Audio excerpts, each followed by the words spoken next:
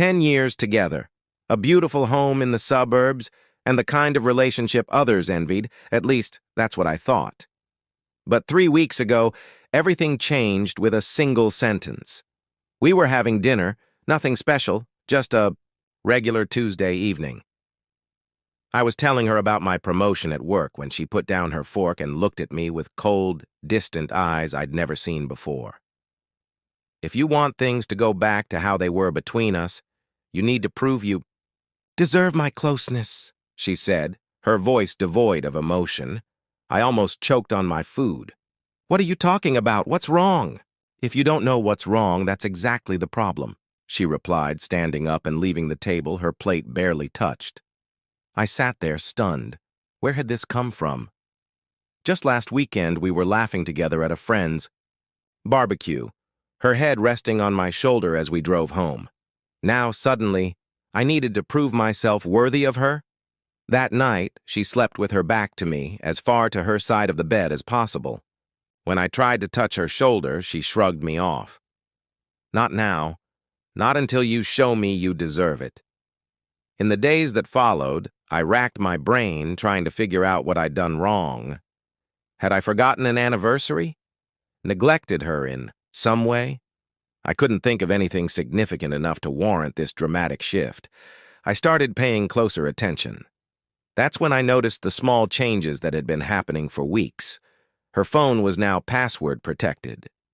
She was working late more often.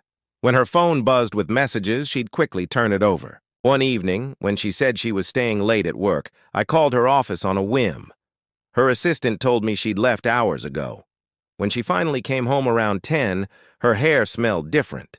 Not like her usual shampoo, but like someone else's cologne. How was work? I asked casually. Exhausting, back-to-back meetings all day, she lied smoothly, not even a flicker of guilt in her eyes. I'm going to shower and go to bed. As the shower ran, her phone lit up on the counter. I had never been the type to snoop, but something compelled me to look. A message preview appeared. Missing you already. Same time tomorrow? My stomach dropped. The pieces were starting to fit together in a picture I didn't want to see. The distant behavior, the sudden criticism, the late nights. This wasn't about my shortcomings at all. The next morning, I found a long hair on her jacket, not her color. When I mentioned meeting her for lunch near her office, she quickly made excuses about being too busy. I started documenting everything, the inconsistencies in her stories, unexplained expenses on our joint credit card, the way she'd step outside to take certain calls. A colleague noticed something was off and asked what was wrong. When I hesitantly shared a few details, her face grew serious. Listen, I don't want to get involved, she said quietly. But someone needs to tell you. Last week at the industry mixer, your wife wasn't mingling with the accounting department like she told you. She spent the entire evening with someone from the legal team. They left together. That night, as I drove home, her words echoed in my head. My wife had challenged me to prove I deserved her closeness when, in reality, I was about to discover she was the one who didn't deserve my loyalty. That's when I made a decision. I wouldn't confront her. Not yet. First, I would find out exactly what I was dealing with, and then I would show her exactly what happens when you demand proof of worth from someone whose trust you've already betrayed. Instead of immediate confrontation, I chose strategic patience. I consulted a divorce attorney, gathered evidence, and slowly reclaimed control over my life. I reconnected with friends she had subtly distanced me from, focused on my physical and mental well-being, and prepared myself for the inevitable reckoning. Then one morning I found it, the second phone her coworker had mentioned. Hidden in the back of a drawer, it was unlocked, as if she had never considered I would look. The messages confirmed everything. Plans made while lying next to me in our bed, mockery of my attempts to reconnect, pet names exchanged with him. He's clueless, she had written, trying so hard now that I've put him on notice. It's almost sad. His response? Keep him jumping through hoops while we figure out our next move. I barely made it to the bathroom before emptying my stomach. When I returned to the office, I took photos of the most damning messages, replaced the phone exactly as I'd found it, and sat in the dark, trying to reconcile the woman I thought I'd married with the person who could do this. That weekend, I told her I was going on a solo fishing trip. In reality, I installed cameras in our home's common areas. What I captured confirmed what I had suspected. He arrived Friday evening with an overnight bag. They didn't even wait to reach the bedroom. The living room sofa, the dining table, the kitchen counter, places filled with our memories, became the stage for their betrayal. Sunday evening, when she thought I'd be returning, she carefully restored everything. She changed the sheets, lit scented candles to mask any lingering evidence, and kissed him goodbye with a promise to see him soon. An hour later, I called to say my trip was going well and that I'd be staying another night. "Take all the time you need," she said, relief palpable in her voice. "It's good for you to have space to think." She was right about one thing.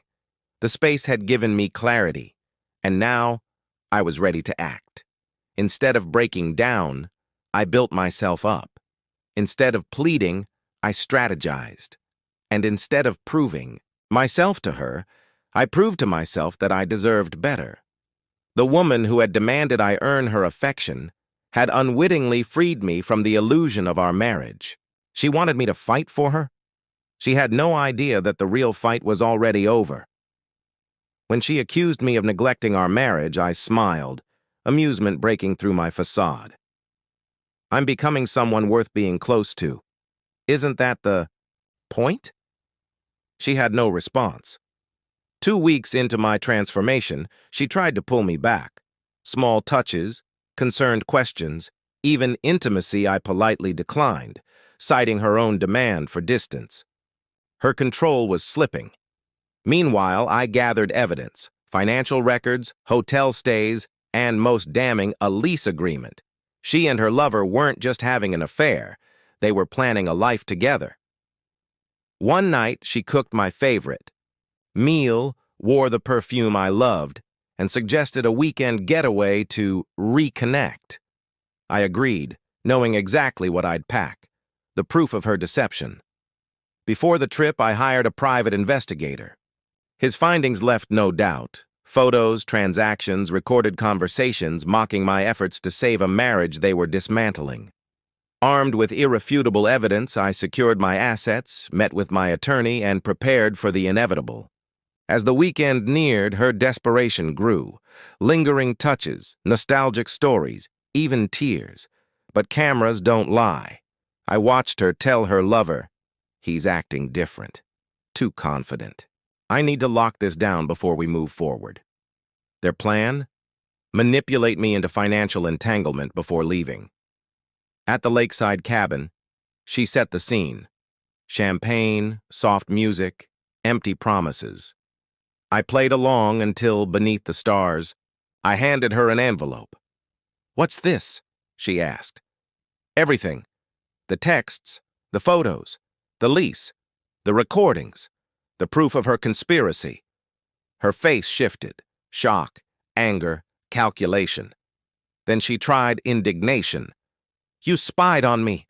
You asked me to prove I deserved your closeness. Instead, I proved you never deserved my loyalty." She skimmed the divorce papers inside, realizing her choices were limited.